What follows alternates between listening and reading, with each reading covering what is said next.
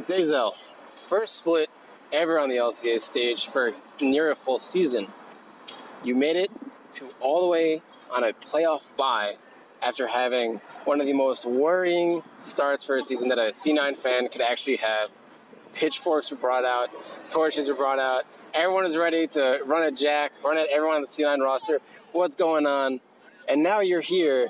You are guaranteed to go to Oakland. You are guaranteed to at least be in the third, fourth place match, no matter what. How do you feel about that on your first split ever? I feel pretty great as it's my first split.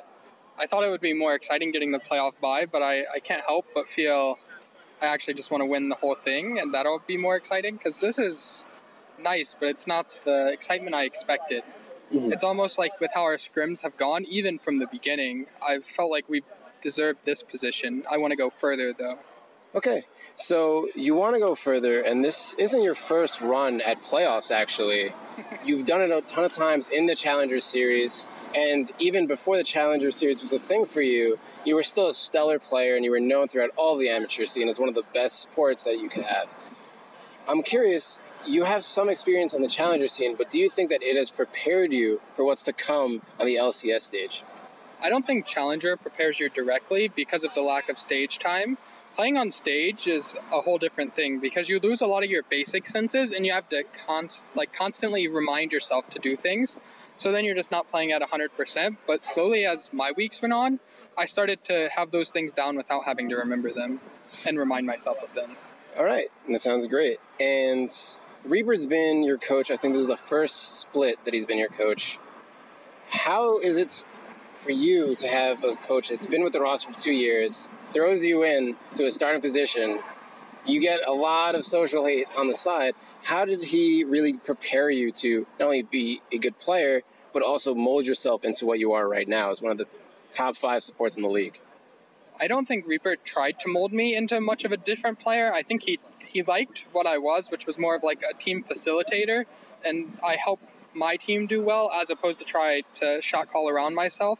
I think he wanted someone that could really embrace the strengths of his team without taking away from any of their other factors, like forcing someone to play around someone else and things like that. So I think Reaper just kind of took my strengths and told me, like, yeah, these are really good. Even if they might not work out in academy, when you have strong carries and a great top laner, it's always going to work out as long as you keep focusing on those strengths and remember that you are also a good player. Okay, that sounds great. And you mentioned working with strong carries on previous iterations of both C9, and I think it was, I forgot which roster you were playing with, Matthew, definitely from GGS right now. It was Cloud9 Challenger and EU United, right. On those rosters, you're playing with Definitely, and then you played with Keith in Challenger, and now you're playing with Sneaky. Tell me how it feels for you as a support player to work with a different duo with a completely different style. I think going from first Definitely to Keith was actually pretty different because Definitely and I actually weren't that good in lane. We worked really well in like recognizing that we're both good players, we play team fights well, and we were willing to scale. But with Keith really likes to push himself in scrims. So like there were games we would go up like 50 CS at 10 minutes and that constantly would happen.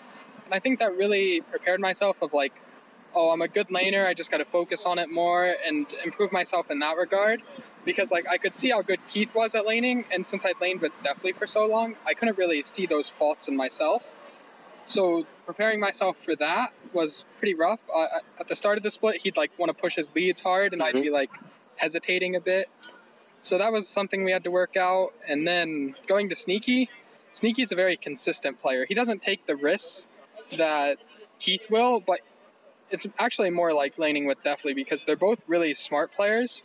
And they both just want to, even though Definitely's done really well in lane this split, he's not really leading that. He's just getting smart trades, and then both his jungle and his support often will help set up those kills. And I think that they actually play very similar, where they're good at playing off other setup and also usually win their one-on-one trades, but they don't go for all lanes as often. Mm-hmm. So I see that, and that's really interesting to see from your perspective. Now, I'm curious, one of my last questions, we have a difference here in this iteration of C9 where you have both rosters coming in. So you have Golden Glue and Svenskeren, as well as Blabber and Jensen, as well as other players coming in earlier on in the split. This is the first time that you're actually working with an interchangeable amount of players that don't get, benched after the series and then they never see the light of day again. Whereas you see Gilius, I think he was your prior teammate, and definitely both kind of suffering right now with where they are.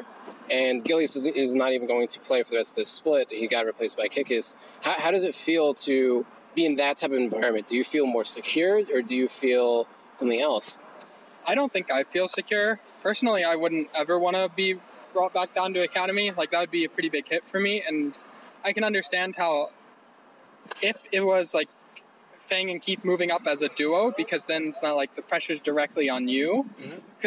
Because when Jensen and Blabber get put out for Svenskeren and Golden Glue, it's not like the pressure's on one individual to perform. It's a different dynamic. But if they're putting in a single player, like if they were to sub myself out and it's just me, I'd be like, oh man, I must have done something wrong because it's just myself. All right, makes sense. Now, for my last question, playoffs is obviously coming up for you. I want to know what team you want to face and why, outside of Team Liquid, because they're on the other side of the bracket. You're going to see them in the finals. Yeah. I want to know, outside of the 4 teams, well, currently 5, we have tiebreakers tomorrow, so it's Optic, TSM, 100 Thieves, FlyQuest, and Fox. Out of all those teams, who do you want to face the most and why? I'd like to face Echo Fox, get another chance to redeem myself against Smoothie, because last time I played him was my Pike game. He definitely outperformed me there, even though we won. So I'm hoping I can get a chance in a playoff series to redeem myself and show what my strengths are relative to his, even though he's a great player. Yeah, that's fantastic. And lastly, if you have anything you'd like to say to the fans or anything you'd like to see your org after a crazy tumultuous split where you come out nearly on top. Well, I hope to my fans, we all mutually agree to forget the first 3 weeks and just enjoy our playoff bye right now. All right. Thank you so much, Zeyzal, and it's great speaking to you. I'll see you in Oakland. Thank you.